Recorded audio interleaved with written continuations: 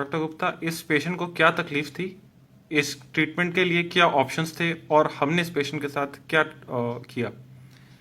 संतोष, ये पेशेंट जब हमारे पास आया, ये एक 72 ईयर्स ओल्ड माता जी थे।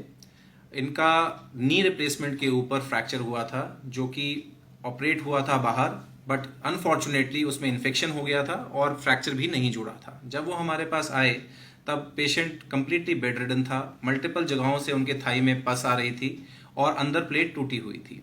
ऐसी स्थिति में नॉर्मल आमतौर पे 3 ऑप्शंस रहते हैं। नंबर 1, अगर मल्टीपल सर्जरीज के लिए पेशेंट तैयार ना हो तो एम्पुटेशन करते हैं। एम्पुटेशन का मतलब उस पैर को फ्रैक्चर की जगह से निकाल देना, ताकि एक ही बार में इन्फेक्शन खत्म हो जाए।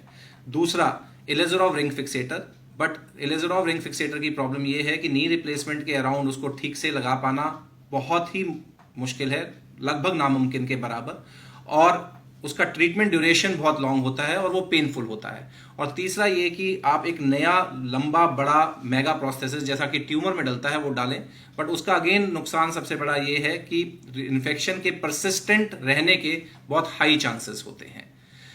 इस स्थिति में ये सब जानते हुए ये सारे ट्रीटमेंट ऑप्शंस पेशेंट एक्सप्लोर कर चुका था, बिकॉज मल्टीपल वेरियस हॉस्पिटल्स में गया था, गवर्नमेंट एंड प्राइवेट, एंड वो रेडी नहीं था इन तीनों ही ऑप्शंस के रिस्क को लेने। ऐसी स्थिति में हमने उनको एक हमारा जो अपना डिवाइस्ड रेल प्लेट टेक्निक है वो ऑफर किया। इस टेक्निक में हम 3 स्टेज सर्जरी करते हैं। फर्स्ट स्टेज में पेशेंट के अंदर से पूरी गली हुई हड्डी और जो टूटा हुआ इम्प्लांट है वो निकालते हैं और एक नई प्लेट से उस बोन को फिक्स किया जाता है, और जो डिफेक्ट क्रिएट होता है गली हुई हड्डी निकाल के उसमें एंटीबायोटिक से बना हुआ एक सीमेंट स्पेसर डालते हैं। सर्जरी के अगले ही दिन से पेशेंट को मोबिलाइज किया जा सकता है वॉकर के साथ, और क्योंकि एंटीबायोटिक्स हमने सीमेंट में डाले हैं तो उसका जो एंटीबायोटिक नसों से या मुंह से लेने का ड्यूरेशन है उसे कम किया जा सकता है। लगभग पहली स्टेज में पेशेंट जो है 5 से 7 दिन अस्पताल में रहता है और लगभग इसका खर्चा हमारे अस्पताल में 2 से 2.5 लाख के बीच में आता है। सेकेंड स्टेज जो है वो 6 से 8 हफ्ते बाद की जाती है। आमतौर पे 99% पेशेंट्स में फर्स्ट स्टेज में ही इन्फेक्शन पूरी कंट्रोल हो जाती है। सेकेंड स्टेज में जब सब कुछ जख्म सूख जाते हैं और ऐसी स्थिति में पेशेंट हमारे पास जनरली पेन फ्री आता है, इन्फेक्शन कंट्रोल हो चुकी होती है। अब हमें स्पेसर निकाल के उस हड्डी के गैप को भरना रहता है। उस स्टेज में हम वो स्पेसर निकालते हैं, प्लेट को उसी पुरानी प्लेट को मेंटेन करते हैं या कभी कभार उस प्लेट को हम चेंज भी करते हैं, और हम एक रेल फिक्सेटर लगाते हैं जो कि एक छोटा जंगला होता है।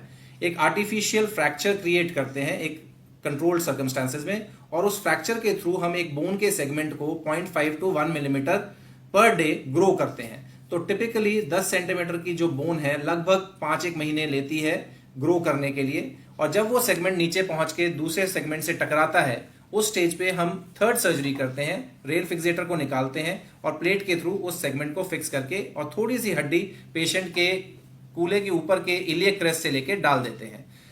सेकेंड स्टेज में लगभग जो खर्चा अगेन 2-2.5 लाख के आसपास आता है, और थर्ड स्टेज में खर्चा लगभग 80 हज़ार से 1 लाख के आसपास आता है।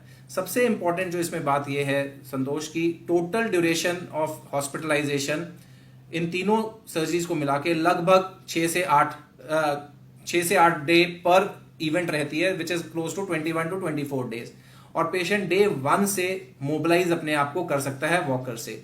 इस पेशेंट में भी हमने कुछ ऐसा ही किया। 10 सेंटीमीटर के डिफेक्ट को हमने रेल प्लेट टेक्निक से ट्रीट किया, और 5 से 6 महीने के ट्रीटमेंट के बाद after 3 surgeries she was pain free, completely pain free, started walking with walker. जैसे जैसे हड्डी मजबूत हुई वो वॉकर छूट का उनके स्टिक पे आ गया और वो अपनी एक्टिविटीज ऑफ डेली लिविंग सारा करने लग पड़ी। पेन की बात तो she is absolutely pain free. Thank you doctor. Thank you.